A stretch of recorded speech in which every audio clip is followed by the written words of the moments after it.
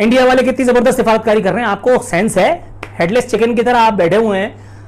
इस सूरत हाल में पाकिस्तान पे प्रेशर डाला जा रहा है। उसे बताया जाएगा कि अगर तुमने ये ना किया तो तुम्हारे साथ क्या हो सकता है, तुम्हारे कितने टुकड़े किए जाएंगे। एक तरफ भारत तुम पर यलगार करेगा, दूसरी तरफ से तालिबान।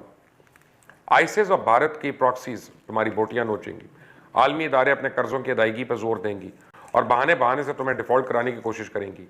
यूरोप और अमेरिका से तजारती पाबंदियां लगेंगी और तुम्हारे अरब वाले दोस्त, पुराने साथी, वो भी तुम्हारा साथ छोड़ जाएंगे। पॉलिटिकल हमारे राइवल्स हैं इंडिया वाले, आपको पता है इंडिया से हमारी किसी भी हवाले से कंपैरिजन आपको गाली की तरह ही लगनी है, अगर आप में कोई इंसानियत का कोई जामा अगर आपने पहना हुआ है तो। ऐसे में पाकिस्तान को इंतहाई फूंक फूंक कर कदम उठाने ना चाहिए। उसका एक गलत कदम मैं आपको ऐसे हकायक बताऊंगा जिसको सुन के आपके रोंगटे खड़े हो जाएंगे। कई दफा सुन चुके हैं कि पाकिस्तान अपने तारीख के नाजुक तरीन दौर से गुजर रहा है। हर आमिर जब भी आया उसने यही कहा, लेकिन फिर उस आमिर के साथ साथ ये वक्त भी गुजर गया। सिविलियन हुकूमतों ने भी इसी किस्म के फिक्रों का अपने मफादात के लिए इस्तेमाल किया। लेकिन इस वक्त मैं समझता हूं कि पाकिस्तान वाकई तारीख के नाजुक तरीन दौर से गुजर रहा है। और इसकी क्या वजह? अमेरिका का अफगानिस्तान से इस तरह भागना किसी भी सूरत पाकिस्तान के मफाद में तो नहीं है। 19 साल की लड़ाई के बाद तालिबान अपने आप को फातेह समझते हैं और यह तवक्को की जा रही है कि जल्द वो पूरे अफगानिस्तान पर कब्जा कर लेंगे। लेकिन अमेरिका ने अब यहां ना रहते हुए भी गैर रवायती जंग लड़ने का फैसला कर लिया और वो इस काम के लिए अफगानिस्तान के हमसाया ममालिक पर अड्डों के लिए ना सिर्फ खुद प्रेशर डाल रहा है बल्कि उसके करीबी दोस्तों से भी प्रेशर डलवा रहा है। फाटफ की तलवार अभी टली नहीं है तो यूरोप ने पाकिस्तान के खिलाफ जीएसपी का कट्टा खोल दिया। कभी ह्यूमन राइट्स के नाम पे तो कभी तशद्दुद पसंदी के नाम पे पाकिस्तान को तंग किया जा रहा है। और जाहिर सी बात है पाकिस्तान के कभी भी मफाद में नहीं होगा कि अशरफ गनी की हुकूमत को सपोर्ट करने वाले पाकिस्तान से बैठकर तालिबान पे बम बरसाएं और इसका बदला वो पाकिस्तान की मजलूम अवाम से लें, यहाँ पर भी धमाके हों, मासूमों का खून बहे। अगर पाकिस्तान ये कदम उठाएगा तो इंतहाई मजबूरी में उठाएगा। यही नहीं, पाकिस्तान में गिलगित बल्तिस्तान समेत बलूचिस्तान में भी अलहदगी पसंदों को अरबों डॉलर की मदद देकर पाकिस्तान में भौचाल पैदा करने की कोशिश की जा रही है। इस सूरत हाल में पाकिस्तान पे प्रेशर डाला जा रहा है। उसे बताया जाएगा कि अगर तुमने ये ना किया तो तुम्हारे साथ क्या हो सकता है, तुम्हारे कितने टुकड़े किए जाएंगे। एक तरफ भारत तुम पर यलगार करेगा, दूसरी तरफ से तालिबान। आईसिस और भारत की प्रॉक्सीज तुम्हारी बोटियां नोचेंगी, आलमी इदारे अपने कर्जों की अदायगी पर जोर देंगी और बहाने बहाने से तुम्हें डिफॉल्ट कराने की कोशिश करेंगी। यूरोप और अमेरिका से तजारती पाबंदियां लगेंगी और तुम्हारे अरब वाले दोस्त, पुराने साथी, वो भी तुम्हारा साथ छोड़ जाएंगे।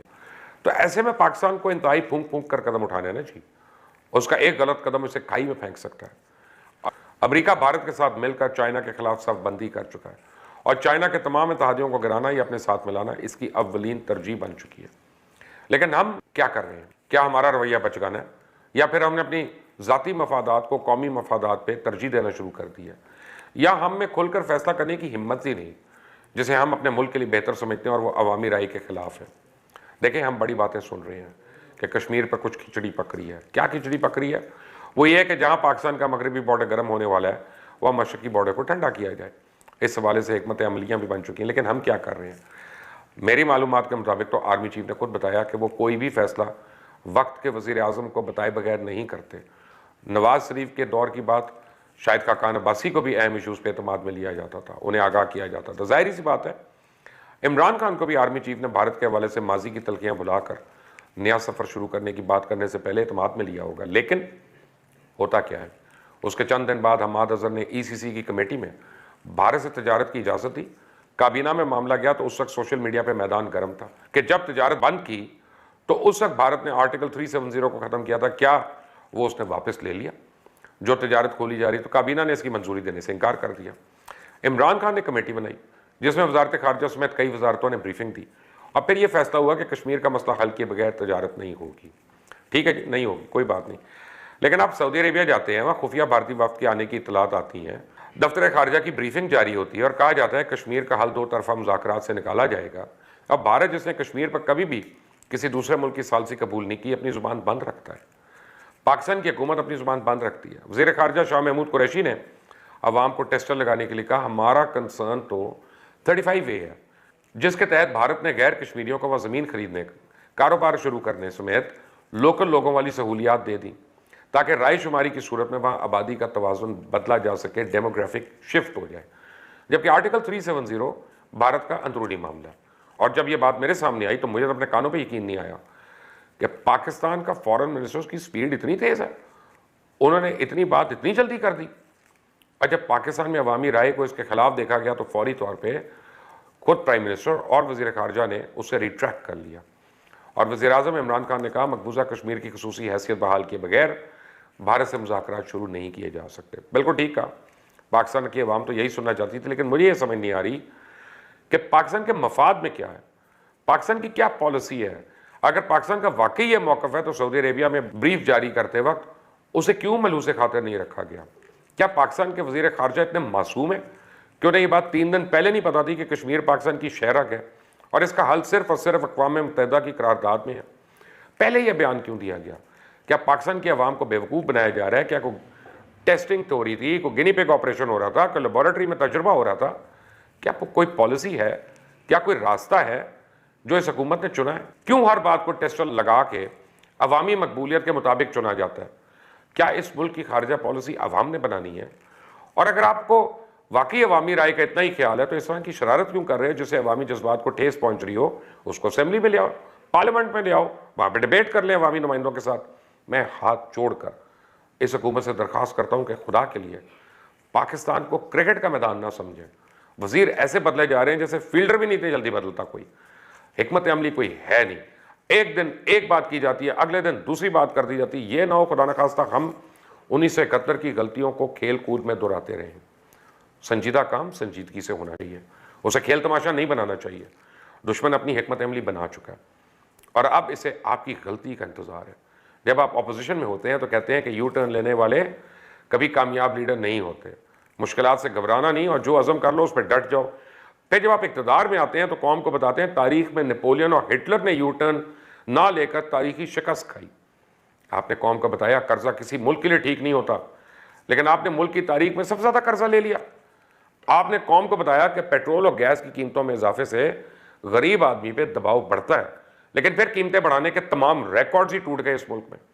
आपने नून लीग की मेट्रो पे तनकीद की और कहा यह पैसा अवामी फलाह के लिए इस्तेमाल होना चाहिए, लेकिन फिर आपने खैबर पख्तूनख्वा में तारीखी मेट्रो बनाई जिसका होशरबा हशर और दास्ताने तो पूरी कौम ने क्या दूसरी कौमों ने भी सुन लिया।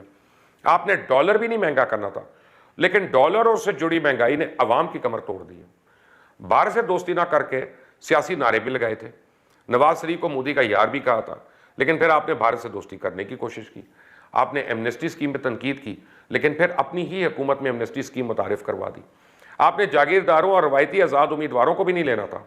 आपने नजरियाती सियासत करनी थी, लेकिन फिर हमने देखा कि जिसको कहीं जगह ना मिली उसे तहरीक इंसाफ की गोद में जगह मिली। आपने ये सोचे समझे बगैर कि पाकिस्तान के हुक्मरान बगैर सिक्योरिटी और प्रोटोकॉल के नहीं चल सकते, उनमें तनकीद की, लेकिन फिर जब आप इक़्तिदार में आए तो आपको पता चला ये नामुमकिन है और फिर आपने वो सब कुछ किया और वो सब कुछ लिया जो साबिक हुक्मरान ले रहे थे। आपने बैरूनी दौरे कमर्शियल फ़्लाइट्स में करने थे, लेकिन जहाँ तक मुझे याद है आप अभी भी खसूसी तैयारे पे सऊदी अरेबिया गए। मुख्तसर काबीना बनानी थी, लेकिन आपकी काबीना शायद तारीख की सबसे बड़ी काबीना में से एक है। आपने तो साइकिल पे प्राइम मिनिस्टर हाउस जाना था जैसे मगरब में होता है, लेकिन आप 55 रुपए किलोमीटर वाले हेलीकॉप्टर का आपने इंतखाब किया। खान साहब, अगर मैं आपके कॉल ऑफ फेल का तजाद सुनाना शुरू कर दूं तो लोगों को सुनते सुनते नींद आ जाएगी। इसे मैं आपको आज के लिए इतना ही काफ़ी है। उन्होंने कहा कि भारत के हालात ख़राब हैं, पड़ोस में बांग्लादेश है, ईरान है। वो जोग्राफिया बता रहे थे कि महल वकूफ़ कितना है बांग्लादेश का, उसकी आबादी कितनी है, फ़ीकस आमदनी कितनी है, ये सब बातों पर टेंशन नहीं लेने का, आगे बढ़ो। भारत में केसेस तेज़ी से बढ़ते जा रहे हैं, वहाँ लोग सड़कों पर मर रहे हैं। अच्छा, ये अच्छी बात है कि भारत में मरने वाले लोगों की खबर मेरे वज़ीर आज़म को तो है, लेकिन पाकिस्तान में भूख और अफलास से जो लोग अपनी जानें गंवा रहे हैं उसके बारे में खान साहब को कद्दू नहीं मालूम।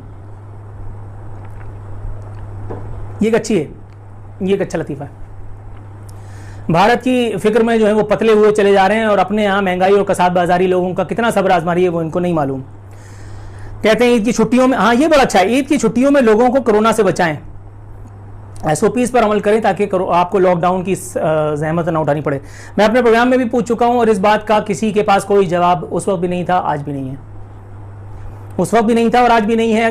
खान साहब पिछली बकरीद की तरह इस ईद पर भी लोगों को लॉकडाउन की अजियत से दो चार फरमा करके, जो कि सूबाई हुकूमतें अपने अपने तौर पर सबको उसमें गिरफ्तार कर रही हैं, लेकिन जाहिर है इसका क्रेडिट NCOC और अल्लामा असद उमर लानतुल्लाह अलैह को जाता है, इसमें कोई दो राय नहीं है। तो जाहिर है कि ये काम हज़रत अल्लामा प्रोफेसर डॉक्टर इमरान अहमद खान नियाजी मद्दज़ल्लहु आली के कंधों पर ही आता है। लोगों को कोरोना में से बचाने के नाम पर वो लॉकडाउन की अजियत से दो चार करके हज़रत खातून अव्वल के साथ एक मरतबा फिर चले चले पिकनिक मनाने नथिया गली।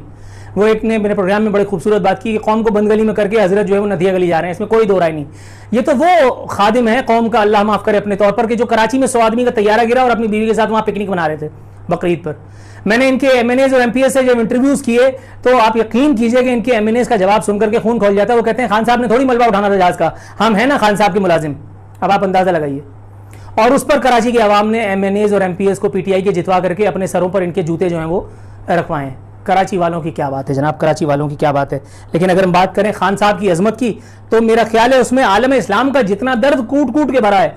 भारत का दर्द है, इसराइल का दर्द है, अक़वाम मुत्तहिदा का है, पता नहीं किस किस का है। नहीं है तो पाकिस्तान और पाकिस्तानी अवाम का। भाई तुम्हारी लल्लो, तुम्हारी जुबान को लल्लो कहते हैं हमारे यहाँ, तुम्हारी लल्लो तुम्हारे काबू में नहीं है। पप एक्सटेम्पोर जो भी मुंह में आता रखते चले जाते हो।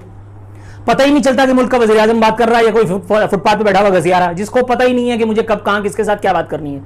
सिफारत खानों और डिप्लोमेसी की हद तक जबरदस्त काम किया, तो फिर आपको यह ताना देने की क्या जरूरत है कि इंडिया की सिफारत खानों को देखें, इंडिया वाले कितनी जबरदस्त सिफारतकारी कर रहे हैं। आपको सेंस है?